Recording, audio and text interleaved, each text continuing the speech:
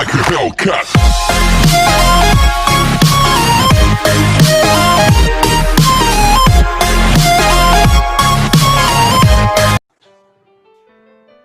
Next is a invertible function.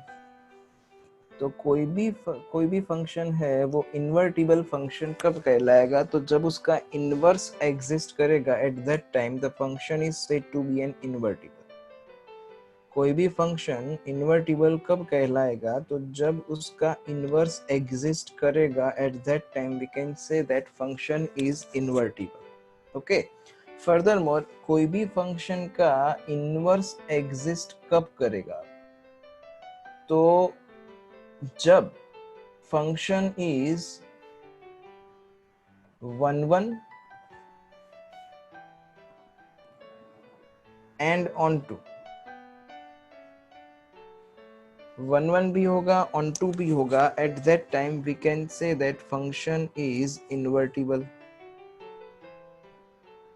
कोई भी function invertible कब कहलाएगा, तो जब भी function is 1 1 as well as on 2, at that time we can say that the function is invertible। okay, और one more thing कि अगर कोई भी दो इनवर्स एक साथ आएंगे, लाइक आप 5 into 1/5 करो, तो 5 into 1/5 क्या होता है, 1 होता है। देन 5 plus -5 करो तो आंसर क्या आता है, 0 आता है। ओके, तो इसका कहने का मतलब क्या कि यहाँ पे 5 एंड -5 जो है they are additive inverse of each other. ये जो है वो, ये 5 एंड 1/5 जो है they are multiplicative inverse of each other. तो इन शॉर्ट आप कोई भी दो इनवर्स को साथ में लोगे तो आपको आंसर आइडेंटिटी एलिमेंट मिलेगा। जैसे मल्टीप्लिकेशन में आंसर 1 मिलता है, एडिशन में आंसर 0 मिलता है, तो सेम वे यहाँ पे ये जो GOF एंड FOG करा है वो आइडेंटिटी फंक्शन बनेगा। अब आइडेंटिटी फंक्शन मतलब आपको पता है कि हमने types of function 11th standard में पढ़ चुके हैं हम लोग कि अगर f of x is equal to x आता है then it is called identity function। मतलब f of 1 का आंसर 1 ही आना चाहिए, f of 2 का आंसर 2 ही आना चाहिए, f of 3 का आंसर 3 ही आना चाहिए। जो वैल्यू आप क्वेश्चन में लोगे उसे आइडेंटिटी फंक्शन बोलते हैं। तो यहाँ पे GOF and FOG must be identity function if f and g are inverse of each other। कोई भी दो इनवर्स को आप साथ में लोगे तो आंसर आएगा आइडेंटिटी फंक्शन। तो लाइक दैट। फर्दरमोर ये I of x क्यों लिखा है और I of y क्यों लिखा है, तो उसके लिए रिकॉल करते हैं कि GOF। तो GOF डिफाइन करेंगे तो GOF कहाँ से कहाँ तक डिफाइन होगा, तो फर्स्ट ऑफ ऑल कौन सा फंक्शन अप्लाई होने वाला है, f फंक्शन अप्लाई होने वाला है। तो दैट्स व्हाई हमें डोमेन किसका चाहिए, तो f का चाहिए। तो GOF फ्रॉम x2 कहाँ तक, तो बाद में फंक्शन अप्लाई होगा g। तो g फंक्शन अप्लाई होने से सारे आंसर जाएंगे g के कोडोमेन में, तो ये GOF from x to x हो जाएगा and FOG from y to y हो जाएगा। अब सर इसका क्या लेना देना ये IX एंड IY के साथ, तो इसका कुछ खास लेना देना है। ये IX एंड IY कोई भी फंक्शन आइडेंटिटी है दैट इज ओवर डोमेन, उसके डोमेन के ऊपर रिलेटेड होता है। ओके, तो यहाँ पे ये डोमेन x है दैट्स वाई IX लिखा हुआ है, यहाँ पे डोमेन y है दैट्स वाई IY लिखा हुआ है। वन मोर थिंग, अगर f इनवर्स एग्जिस्ट करता है तो क्या, तो f इनवर्स एग्जिस्ट करेगा तो यहाँ पे अगर f from x to y है then we can say that f inverse from y to x। अगर f from x to y होगा तो f inverse from y to x होगा, मतलब डोमेन कोडोमेन जो है वो इंटरचेंज हो जाएंगे। ओके, अब इनवर्स फाइंड कैसे करेंगे, तो इनवर्स फाइंड हमें करना आता ही है, जस्ट आपको पता नहीं था कि इसको इनवर्स बोलते हैं। जब हम ऑन टू प्रूव करते हैं तो इनवर्स फाइंड करने वाला टॉपिक आ ही जाता है। सिंपल सी बात है कि अगर मान लो कि fx is equals to y दिया है ना, तो हमें पता है ट्रिग्नोमेट्रिक इनवर्स फंक्शन में हम ऐसा पढ़ चुके हैं कि टेन थीटा इक्वल टू 1, तो थीटा इज इक्वल टू क्या हो जाएगा, तो टेन इनवर्स 1 होता है। तो यहाँ पे ये टेन फंक्शन था, अगर हम इस साइड पे ले जाते हैं तो टेन इनवर्स होके जाता है। सेम थिंग अगर F X is equals to Y है तो एक्स इज इक्वल्स टू क्या बन जाएगा, तो X is equal to F inverse Y बन जाएगा। तो जब भी हम लोग ऑन टू फंक्शन प्रूव करते हैं उसमें हम x फाइंड करते ही है। तो ये जो x होता है वो हमारा f इनवर्स y होता है, लाइक दिस।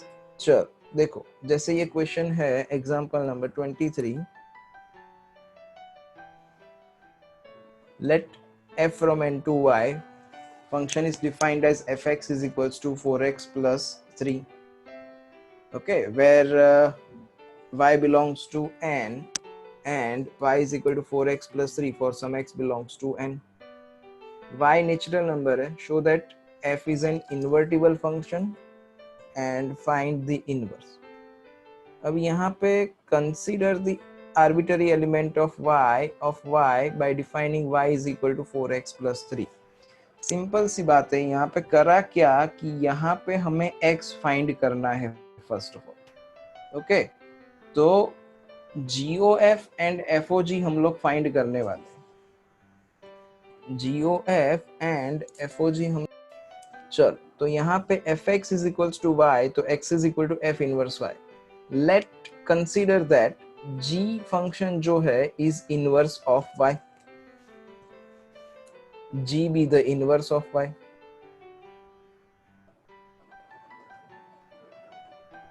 अभी बोला कि अगर f from n to y है तो उसका इनवर्स क्या हो जाएगा, g from y to n हो जाएगा,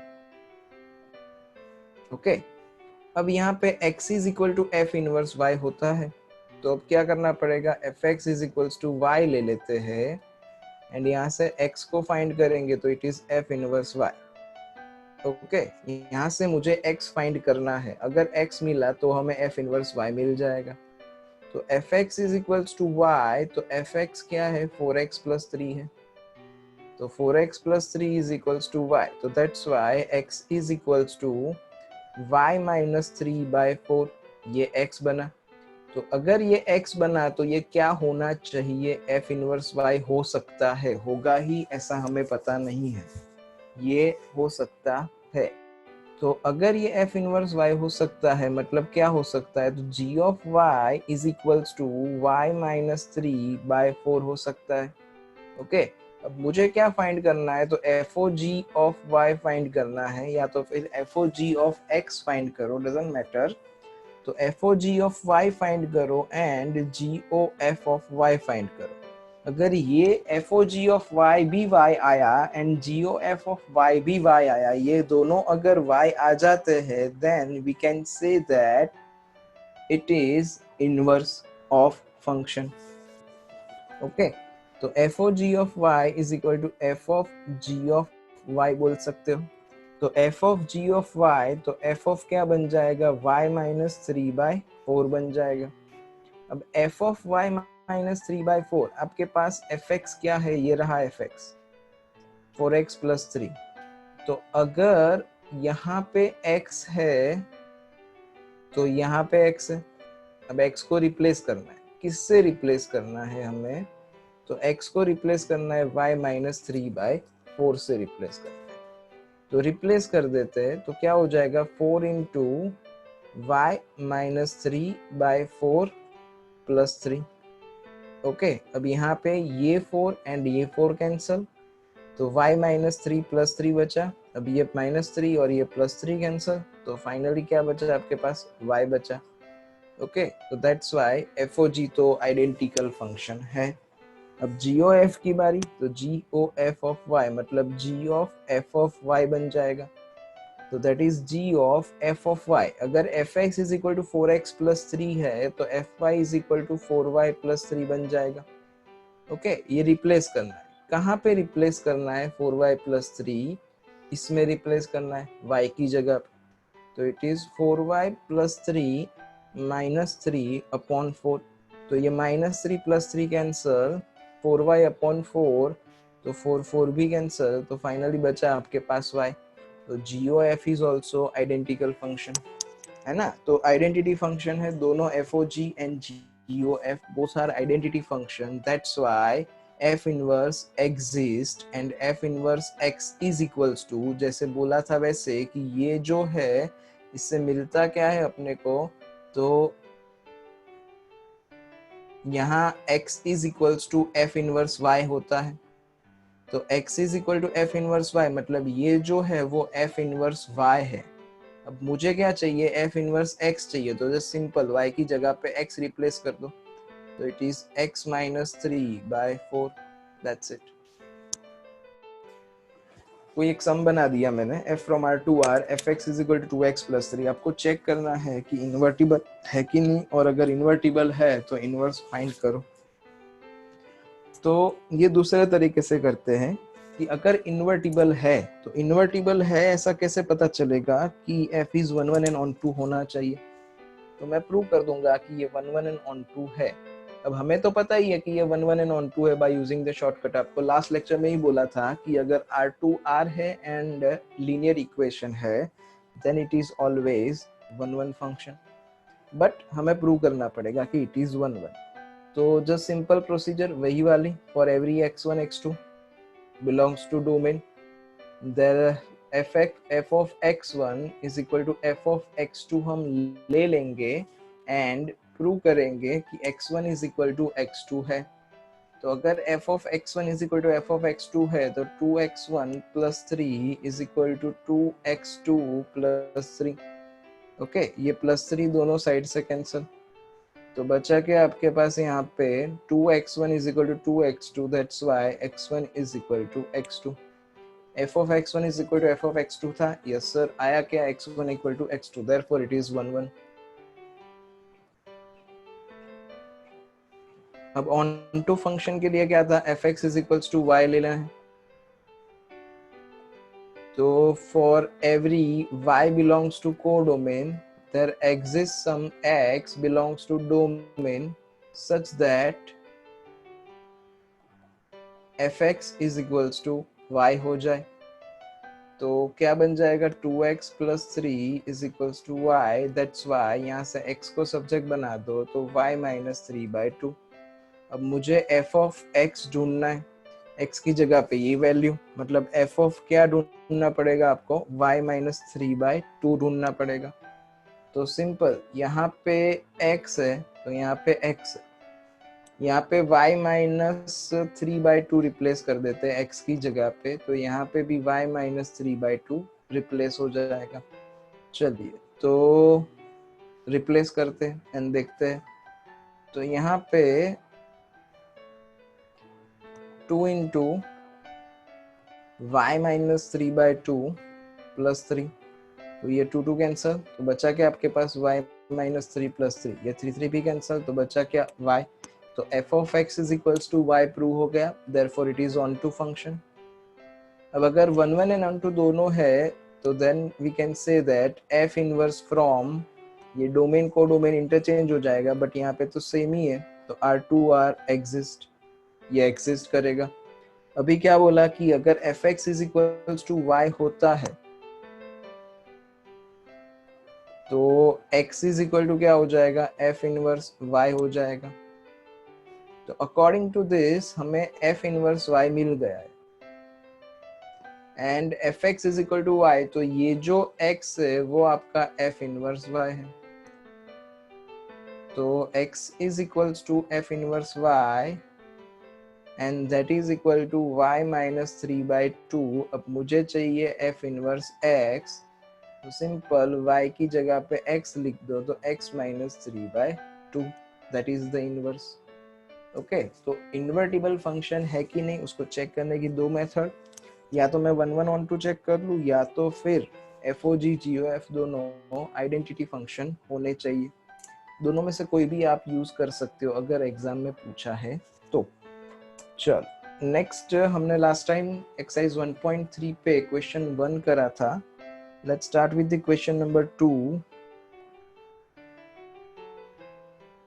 एंड वो स्टार्ट करने से पहले किसी को कोई डाउट हो तो वो क्वेश्चन नंबर 2 बहुत easy. F plus G O H is equal to F O H plus G O H prove करना है। तो let's start with that. F plus G O H of X ले लेते हैं, तो दैट इज इक्वल्स टू हम क्या लिख सकते हैं, तो F plus G of H X लिख सकते हैं। कैसे सर? तो F O G of X था हमारे पास, तो it is equal to F of G of x.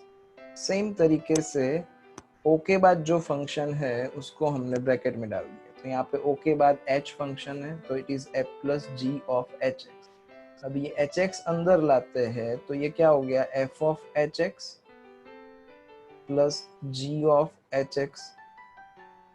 तो F of H X is equal to, आप वापिस से F O H of X लिख सकते हो, and g of H X is equal to G O H of X लिख सकते हो। ओके, तो यहाँ पे हमें जो प्रूव करना है उसमें कहीं पे भी x नहीं चाहिए, तो x हटा दो। तो अब क्या हो गया, f plus G O H is equal to F O H plus G O H. That's it, ये फर्स्ट वन प्रूव हो गया। सेकेंड वन प्लस की जगह पे इनटू करा हुआ, तो करना इसी तरीके से, f into G O H, तो दैट इज इक्वल्स टू, क्या बोल सकते हो अपने, f into G O H of X ले लेते हैं, तो that is equal to f into G of H X, तो that is equal to f of h of x into g of h of x।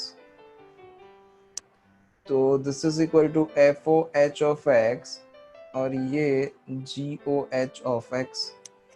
अब x नहीं चाहिए तो x को हटा दो, तो f into G O H is equal to F O H into G O H, like this.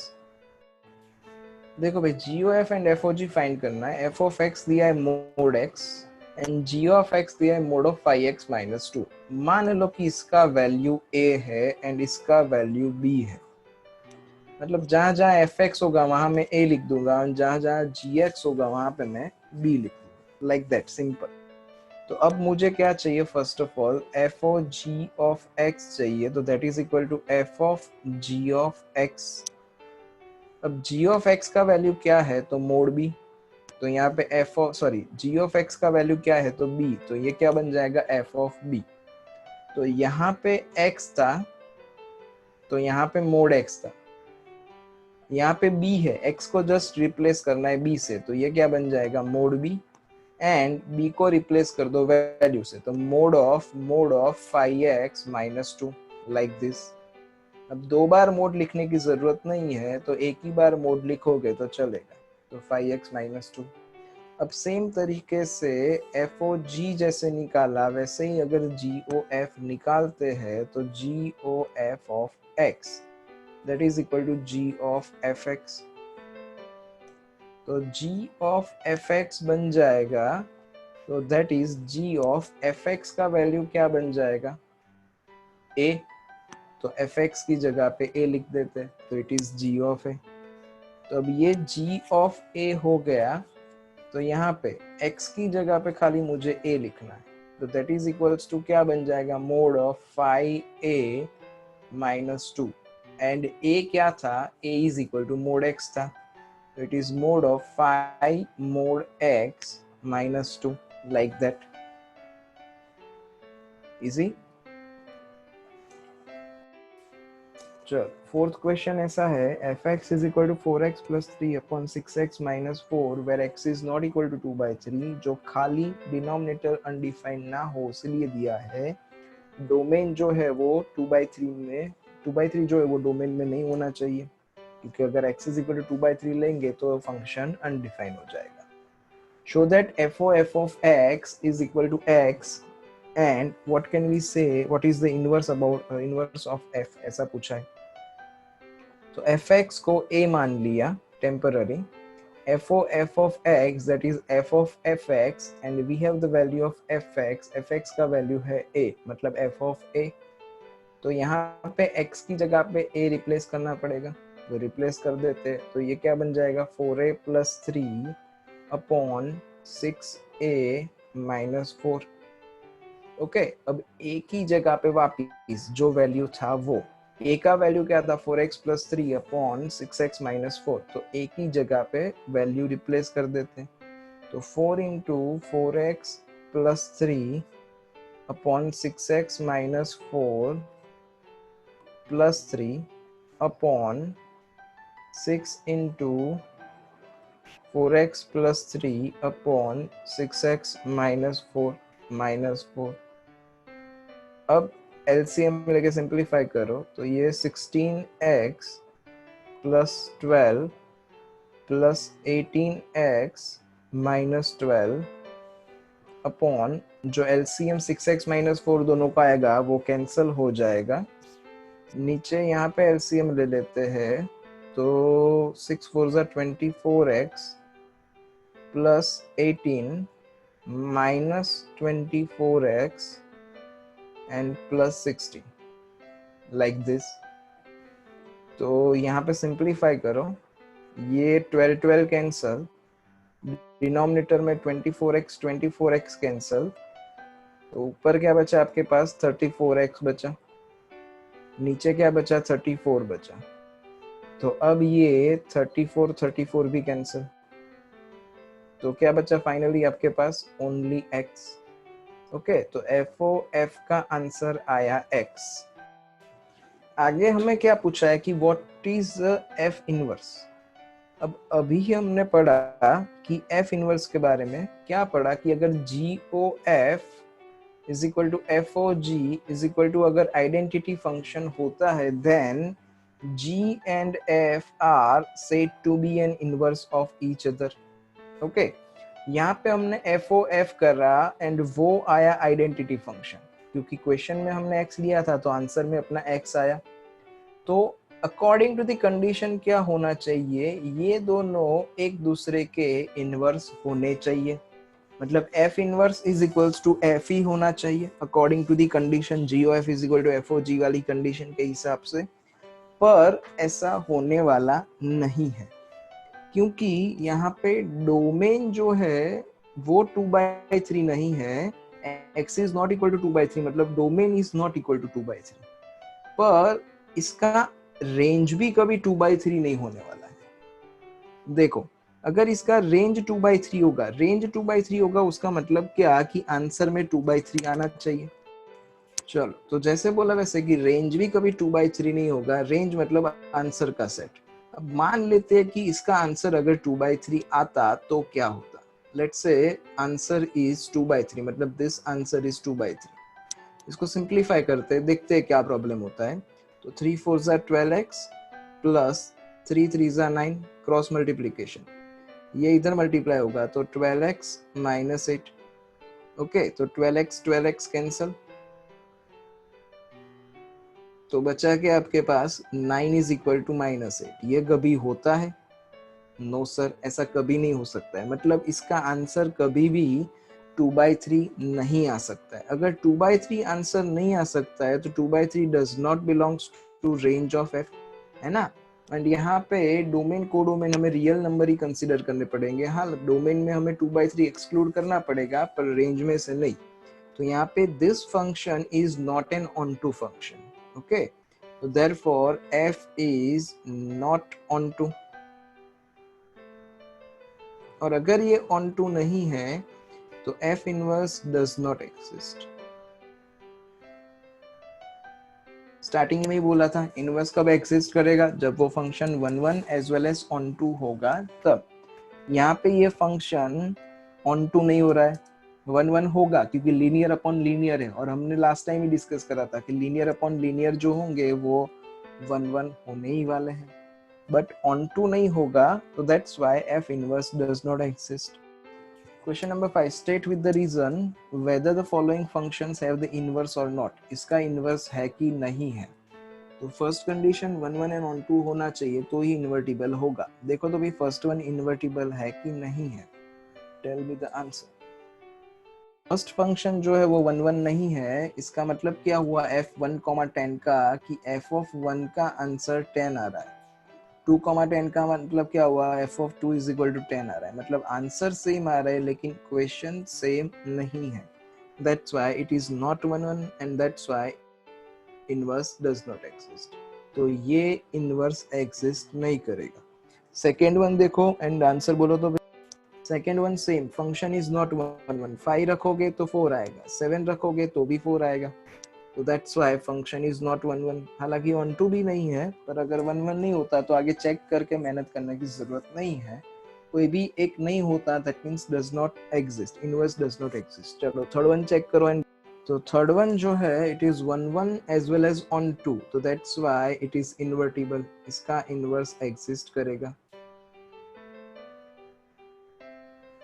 Okay 1 1 कैसे prove करेंगे, तो for every x1 x2 belongs to domain, तो for every x1 x2 belongs to domain, domain क्या है close interval -1 to 1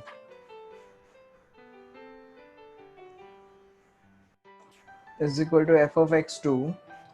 तो अगर fx is equal to x upon x plus 2 है तो f of x1 क्या बन जाएगा x1 upon x1 plus 2 and f of x2 is equal to x2 upon x2 plus 2।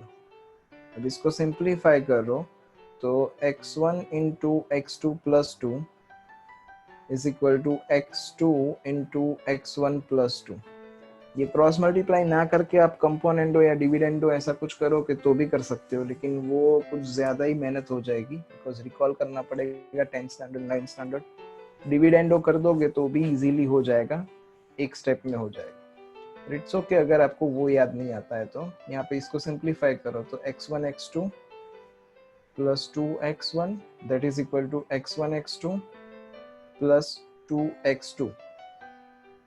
तो ये x1 x2 कैंसिल, तो बचा के आपके पास 2x1 is equal to 2x2। तो अब ये 2 2 कैंसिल, तो क्या बन गया x1 is equal to x2। तो that's why it is 1 1 function. Find inverse of this function, तो उसके लिए क्या था वो fx is equal to y कर ही देते। अब इतना कर रहा है तो fx is equal to y लेके ही कर लेते हैं। तो fx is equal to y लेंगे तो जो x बनेगा वो आपका f इनवर्स y बनेगा, है ना।